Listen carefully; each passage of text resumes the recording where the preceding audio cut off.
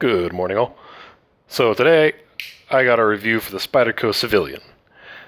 This is a knife that I've been wanting for quite a while, and I've had for quite a while as well. And once I finally got it, I realized how little I actually used it. And I'll tell you why. So, first of all, a couple of dimensions on this. We got, looks like, just over 9 inches. Whoops. Just over 9 inches open, and about 5 inches closed. 5 inches closed. Put it onto my handy dandy scale.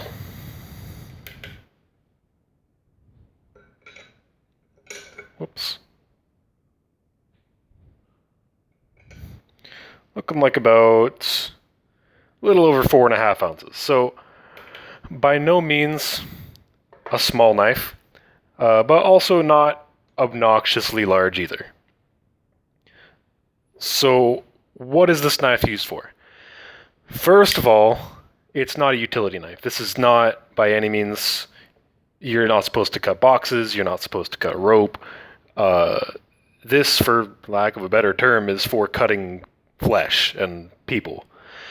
It's built as a defensive knife. This was built for police, undercover police specifically.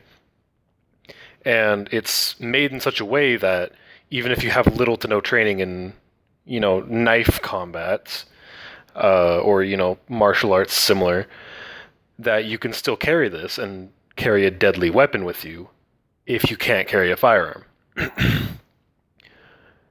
I was fully aware of this when I purchased it. However, I didn't realize that meant that I would never use this. So,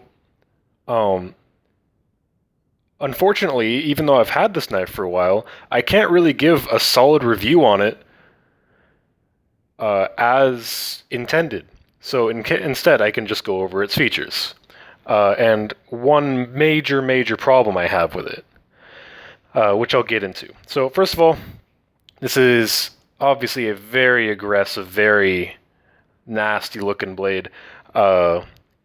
Super fine tip. Obviously, it's going to break if you try and do anything. But I mean, it's a one-time use sort of thing, if you know what I mean. One thing that's interesting is that it has only one liner. I don't know if you can see that, but it has only one liner on one side, which in practice is, it's fine. So it's just bare G10 on this side, and it has the liner on the side with the clip, which is nice. Other than that, G10, VG10 blade, which at the time when this came out, which was somewhere in the mid-90s, I believe, at the time when this came out, was a pretty good steel. Now it's okay. It's okay. Other than that, it has a backlock, which is my main problem with this knife, and then its pocket clip, which is a very solid pocket clip, I might add. Spyderco makes great pocket clips, of course. This little proprietary screw pattern here means you can't really swap this with a deep carry pocket clip, which kind of sucks considering the nature of this knife. So, what's my problem with this knife? It is dangerous. This knife has cut me probably more than any other knife I own. And I'll show you why. So, first of all, this little gap, it's not particularly, it doesn't affect the knife at all, but it does kind of bother me. I'm sure it bothers a lot of people, just that there is that exposed bit of serrated blade there, which is unfortunate. But again, overall, I've never been able to actually stick anything in there, get anything caught in there, maybe like a tiny bit of lint for my pocket occasionally. Speaking of my pocket, this part is, this is what obviously locks into the back lock, and it is kind of annoying in the pocket because that'll snag on things and it's kind of a sharp edge. I believe you could regrind that down a little bit just to get off the sharp edge, but I've decided not to. So my main problem with this knife is this. So since it is a backlock, it's technically free swinging, but still pretty stiff until you get here, and then obviously it locks in and it's secure. Once you press this, it locks, and as you're closing this, it has almost no tension on it until you get to about this point, and then it snaps shut. This little detent right here will absolutely cut you if you don't remember and if you don't respect it. More so than any other knife because of that little claw, that little hook. This has cut me this way multiple times, and although they haven't been super bad, some blood obviously, but not super bad, I fear that if somebody's a little bit dumber with this knife, that they absolutely could, get some stitches or have a really bad day otherwise.